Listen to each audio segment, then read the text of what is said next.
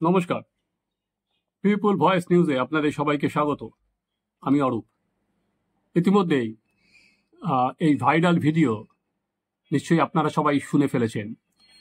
তৃণমূলের এক নেতা, দাপুটে নেতা, অবশ্য শাসক দলের উপর থেকে নিচ সবারই দাপট, কার কি বোঝা যায় না, কার দাপট কম কার দাপট বেশি।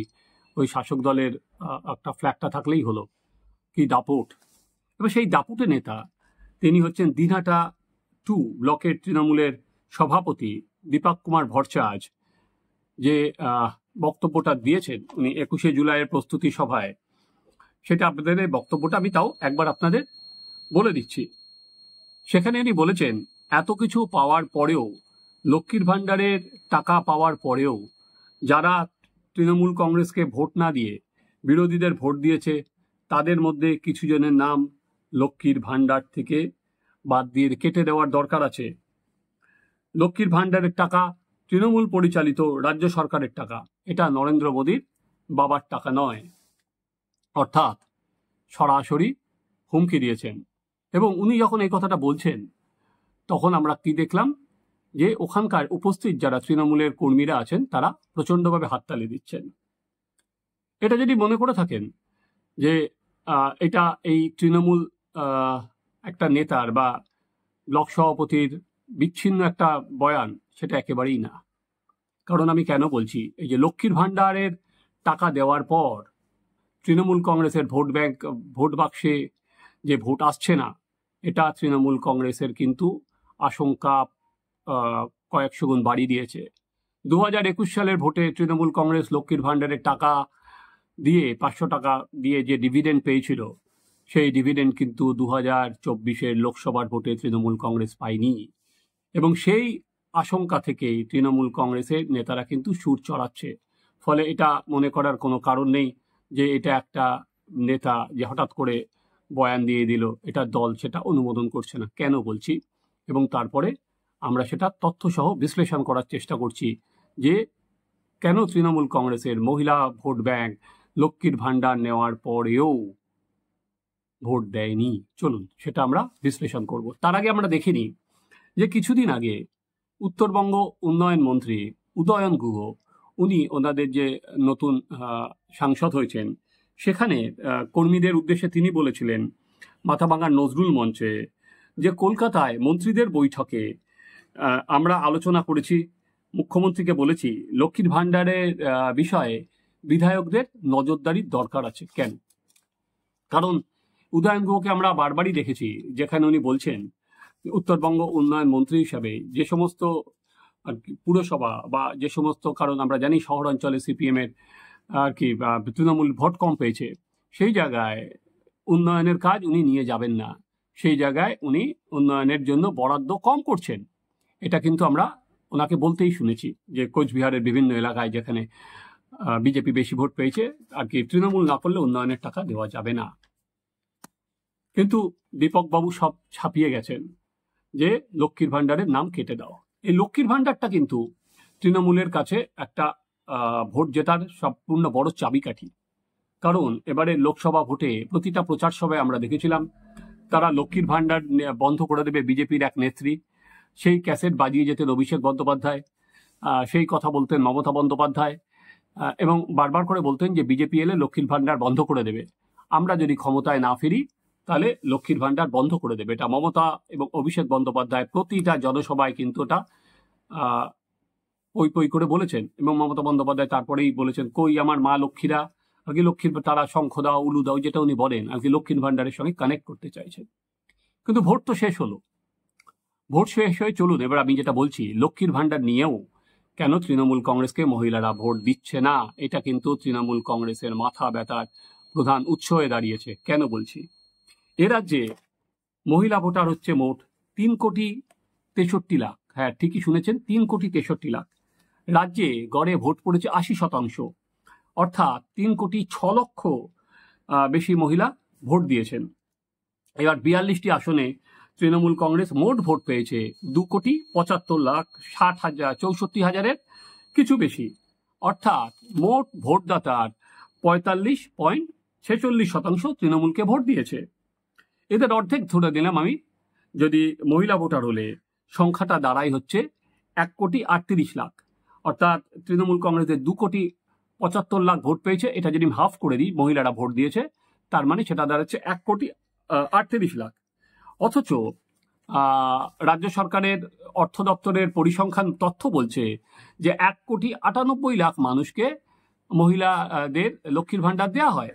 এছাড়াও লক্ষ্মীর ভাণ্ডার প্রকল্প ভাতা পান 1,98,00,000 মহিলা। এছাড়াও বিভিন্ন রকম যে মহিলাদের ভাতা, রূপশ্রী, কন্যাশ্রী, বিধবা ভাতা মিলিয়ে এই সংখ্যাটা হচ্ছে 2,24,00,000। 1,98,00,000 হচ্ছে লক্ষ্মীর ভাণ্ডার আর 2,24,00,000 হচ্ছে পুরোটা মিলে। এবার সবাই যদি তৃণমূল কংগ্রেসকে ভোট দিত, ধরা যাক 2,24,00,000 বিভিন্ন ভাতা পেয়ে লক্ষ্মীর ভাণ্ডার সহ, তাহলে দাঁড়ায় কি হিসাবটা? তাহলে কি হিসাবটা দাঁড়ায় মাত্র 50,00,000 পুরুষ কি তৃণমূল কংগ্রেসকে ভোট দিয়েছে। অতএব সিঁদুরে মেঘ দেখছে তৃণমূল কংগ্রেস। এবার লোকসভা ভোটের আগে লক্ষ্মীর ভাণ্ডারের টাকা 1,000 টাকা করে দেওয়া হয়েছে 500টা, এবং তফসিলি SC ST OBCদের জন্য সেটা 1,200 টাকা করে দেওয়া হয়েছে। তারপরেও কিন্তু তৃণমূল কংগ্রেসের ভোট আসছে না, মহিলারা ভোট দিচ্ছেন না বিভিন্ন জায়গায়। এবার প্রশ্ন হচ্ছে কেন? এবার কেনটার উত্তর হচ্ছে, দেখুন, এই যে ডোল পলিটিক্স, এটারও সবকিছুর একটা লিমিটেশন আছে।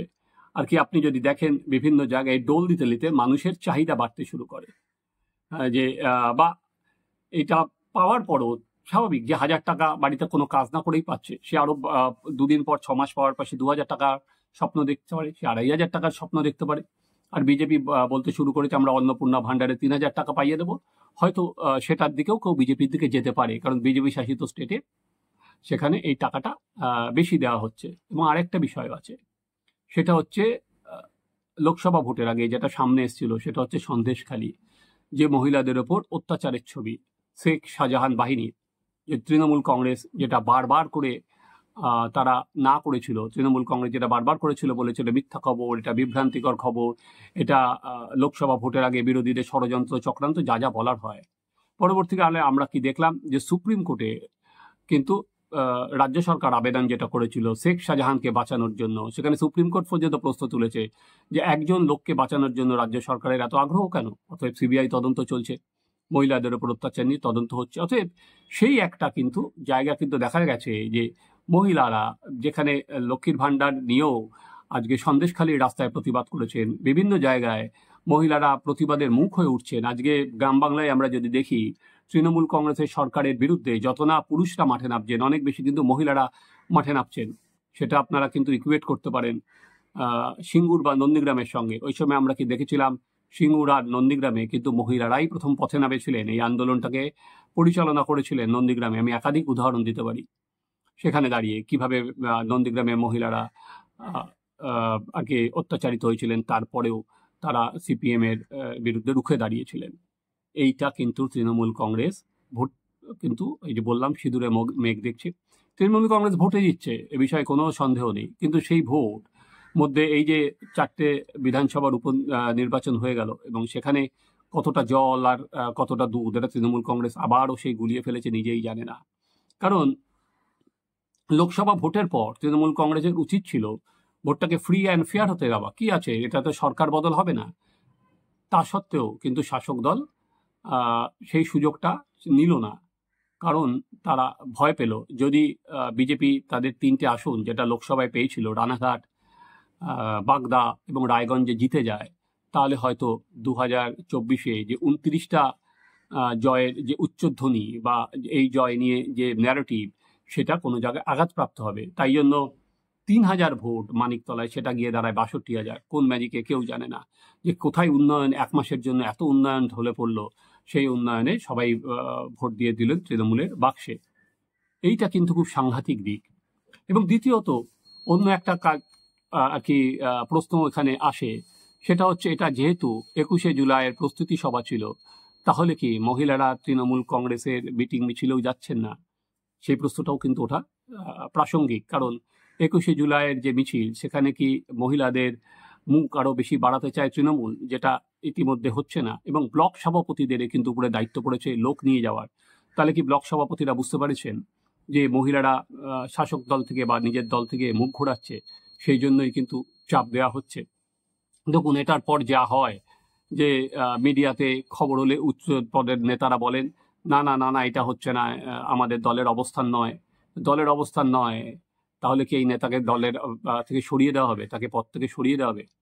দেখা, তৃণমূল কংগ্রেস এর আগে অনেক অসংখ্যবার বলেছে যারা দুর্নীতি করবে তাদের পদ থেকে সরিয়ে দেওয়া হবে, এখনো পর্যন্ত খুব একটা জল গড়ায়নি। তাহলে এই যে দীপক কুমার ভট্টা, যে তিনি বিষয় একটা বাহুবলীর মতো কথা বললেন, তো তারপরে কি তার প্রচুর ক্ষমতা, এবং টাকাটা যে জনগণের ট্যাক্সের টাকা, এটা কারোর টাকা নয়, নরেন্দ্র মোদীর বাবার টাকা যেমন নয়, তেমনি অন্যদেরও কারো পারিবারিক সম্পত্তি নয়, সেটা উনি ভুলে গেছেন। ফলে এবং সেটা করে উনি যে হুমকি দিলেন, চলুন আমরা দেখি যে তৃণমূল কংগ্রেস এর বিরুদ্ধে কোনো পদক্ষেপ নিতে পারে, নিলে কত তাড়াতাড়ি নেয়। আর যদি পদক্ষেপ না নেয়, তাহলে এটাই বুঝতে হবে যে এটা দীপক বাবুর একার কথা নয়, এটা শাসক দল, আমি যেটা আপনাদের তথ্য বা তুলে ধরলাম, যে শাসক দলই বুঝছে যে লক্ষ্মীর ভাণ্ডার নেওয়ার পর যে ভোট ঘুরে যাচ্ছে, 2024 যত ভোটেই 2024-এ জিতুক না কেন, 29টা আসন পাক না কেন, সেখানে কিন্তু একটা সিঁদুরে মেঘ দেখছে। কারণ এই মহিলা ভোট ব্যাংক প্রায় 49%, 50%, এটা কিন্তু তৃণমূলের 21 সালে জয়ের অন্যতম চাবিকাঠি ছিল এই মহিলা ভোট ব্যাংক এবং মুসলিম ভোট ব্যাংক। মহিলা ভোট ব্যাংককে যদি আবার কবজা না করা যায়, তাহলে আমি একটা কথা, জয় করে তবু ভয় কেন তোর যায় না, ভয় কিন্তু ঢুকেছে। আপনারা দেখতে থাকুন আমাদের চ্যানেল সাবস্ক্রাইব করুন, আপনাদের মতামত জানান।